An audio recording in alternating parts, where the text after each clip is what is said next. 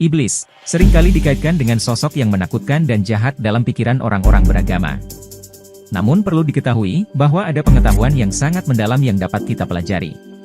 Mempelajari sisi gelap yang syarat akan ilmu ini bisa membantu kita memahami aspek-aspek yang lebih dalam tentang kehidupan dan eksistensi manusia. Meskipun demikian, penting untuk diingat bahwa jika kita belum cukup dewasa, sebaiknya tidak menonton video ini. Sehingga, kita dapat menghindari risiko dan konsekuensi yang mungkin timbul dari penyalahgunaan pengetahuan ini.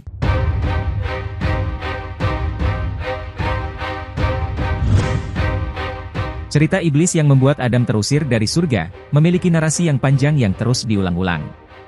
Iblis menggoda Adam melalui Hawa, karena merasa cemburu terhadap keutamaan Adam di sisi Tuhan. Hawa ikut terlibat sebagai aktor pendukung dalam bencana yang menimpa umat manusia, dan akibatnya, keturunan perempuan Hawa pun dicap sebagai makhluk yang tidak rasional, dengan segala bentuk ketidakadilan yang melekat pada mereka. Seiring dengan sejarah panjang dominasi patriarki dalam dunia ini, penderitaan kedua gender ini menjadi lengkap. Jika kita melihatnya secara historis, perempuan sering dianggap sebagai simbol kelemahan laki-laki dalam menjaga kesetiaan mereka terhadap agama. Bahkan, perempuan seringkali dianggap sebagai makhluk penggoda. Sangat masuk akal, jika iblis merasa terancam oleh kehadiran Adam. Bagaimana bisa dia merasa adil, setelah ia telah mengabdikan dirinya kepada Tuhan selama berabad-abad, namun kemudian diabaikan dalam semalam, hanya karena munculnya makhluk yang seharusnya tidak lebih unggul darinya. Iblis dalam pandangan keagamaan, seringkali dianggap sebagai makhluk yang jahat dan durhaka terhadap Tuhan. Namun ada sebuah perspektif menarik, yang menyebut iblis sebagai makhluk yang paling beriman. Perspektif ini mencerminkan sifat-sifat yang ada pada iblis, meskipun ia telah menyimpang dari jalan yang benar. Dalam konteks ini, iblis dipandang sebagai makhluk yang memiliki pengetahuan yang sangat mendalam tentang Tuhan. Sebagai salah satu malaikat yang ditinggikan derajatnya sebelum jatuh menjadi iblis, iblis memiliki pengetahuan yang luas tentang ajaran Tuhan dan kebesarannya. Hal ini terlihat ketika iblis menolak untuk sujud kepada seonggok tanah. Iblis menyadari bahwa hanya Tuhan yang berhak disembah, dan ia menolak sujud kepada yang lain. Dalam buku The Madness of God, Shani dengan jelas mengisahkan bahwa makhluk yang dianggap sebagai penyebab penderitaan panjang umat manusia di dunia ini, adalah makhluk yang sebelumnya sangat beriman.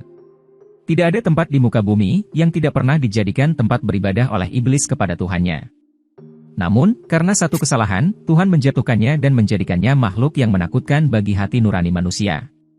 Iblis dikaitkan sebagai godaan bagi umat manusia hingga akhir zaman. Dia dijanjikan tempat yang paling buruk di akhirat nanti, yakni neraka, tempat yang paling menakutkan dalam imajinasi siapapun. Dikutip dari Shani, pada saat itu iblis berkata, "Tuhan, kau menuduhku menghasut Adam atas dosanya? Lalu, aku berdosa atas bujukan siapa? Aku sebenarnya melakukan apa yang kau perintahkan. Aku sepenuhnya patuh pada keinginanmu." Dalam hal keberiman iblis, tidak dapat disangkal bahwa ia merupakan salah satu makhluk yang paling beriman di seluruh alam semesta. Ia melaksanakan ibadah selama 700 tahun dengan penuh penghormatan kepada Tuhan, sebagaimana dilakukan oleh para alim.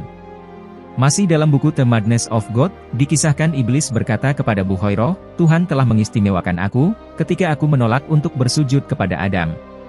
Dia berkata kepadaku, mari kita pura-pura bertengkar, sehingga mereka yang membenciku akan tampak melalui dirimu, dan kesaksian mereka melalui dirimu akan memberatkan mereka di akhirat nanti." Iblis tidak pernah berkhianat, dan selalu taat terhadap perintah Tuhan.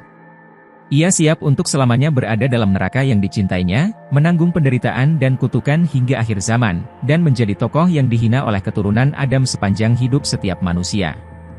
Iblis menerima semua ini dengan lapang dada. Baginya, tidak ada yang dilihat, kecuali cintanya yang nyata dalam bentuk penderitaan dan kutukan. Sama halnya dengan kisah Laila dan Majnun, saat mereka melupakan hinaan dari masyarakat. Majnun mengatakan, "Apalah artinya, aku telah meminum anggur cinta dari cawannya. Aku akan mengusir penderitaan dan bencana demi kekasihku." Cinta kepadanya yang tak terbatas, mampu menggoyahkan iman dan kesadaran jiwa, memaksa setiap pengagum untuk patuh, dan mengabdikan diri kepada keinginan orang yang dicintai.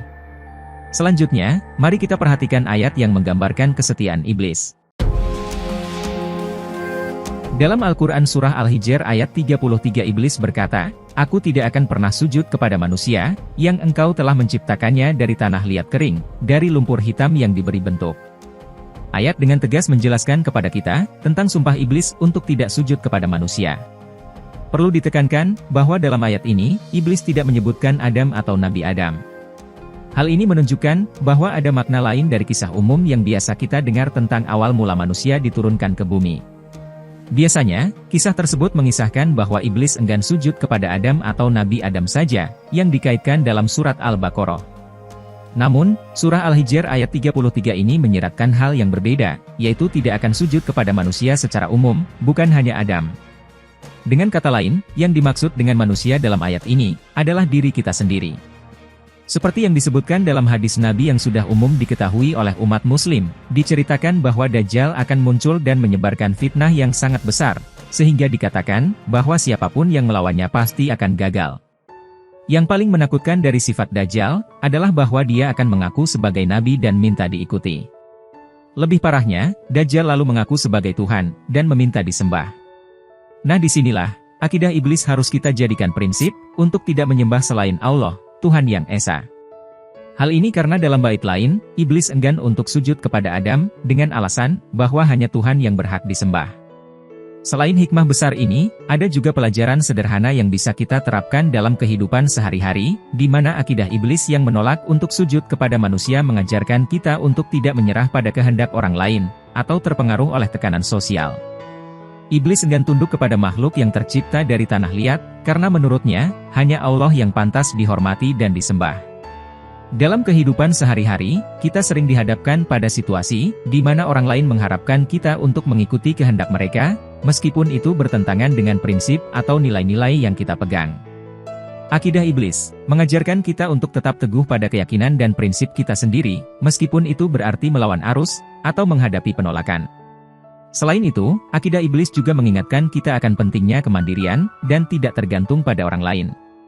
Iblis menolak untuk tunduk kepada manusia, karena dia merasa lebih baik atau lebih mulia.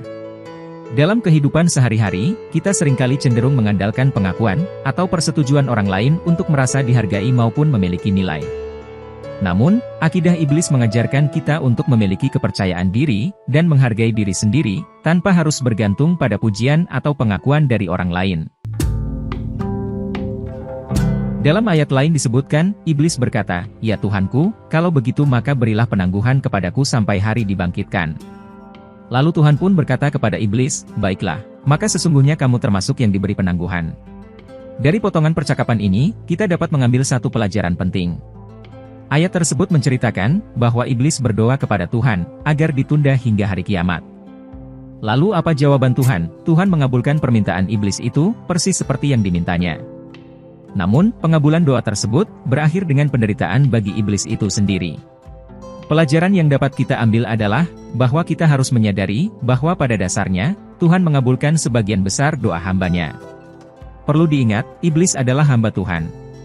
Selain menjadi hamba Tuhan, dia juga termasuk sosok yang berilmu. Hal lain yang perlu kita pelajari dari iblis, adalah ketekunan dan kegigihannya dalam menyelesaikan tugas yang telah dipilihnya. Iblis memilih jalan menjadi makhluk terkutuk, dan ia memilihnya berdasarkan kehendaknya sendiri, bukan karena dipaksa oleh Tuhan. Yang menarik dari iblis adalah, ketika ia telah membuat pilihan, ia berjuang dengan sekuat tenaga untuk mewujudkan ambisinya. Iblis menggunakan segala kekuatannya untuk menyengsarakan umat manusia. Kesungguhan iblis itu bisa kita pahami melalui salah satu ayat Al-Quran, "Sungguh akan aku sesatkan mereka semuanya, kecuali hamba-hambamu yang terpilih di antara mereka." Namun, penting untuk diingat, bahwa meskipun terdapat hikmah yang bisa kita ambil dari sifat-sifat iblis ini, kita harus memahami, bahwa iblis adalah musuh manusia, dan ia mengajak manusia untuk menyimpang dari jalan yang benar. Walaupun kelihatannya bagus, akidah iblis tidak boleh dijadikan pedoman hidup yang utuh, seperti misalnya meniru kesombongannya, karena ajaran agama mengajarkan kita untuk mengikuti tuntunan Allah yang terdapat dalam kitab suci. Selain itu, kita juga bisa mengambil pelajaran yang berkebalikan. Jika iblis sangat serius dalam melakukan kejahatan, sebagai musuhnya, kita harus sungguh-sungguh dalam melakukan kebaikan. Jika iblis dengan tekun menyebabkan penderitaan bagi keturunan manusia, sebaiknya kita dengan sungguh-sungguh memberikan manfaat bagi kemanusiaan.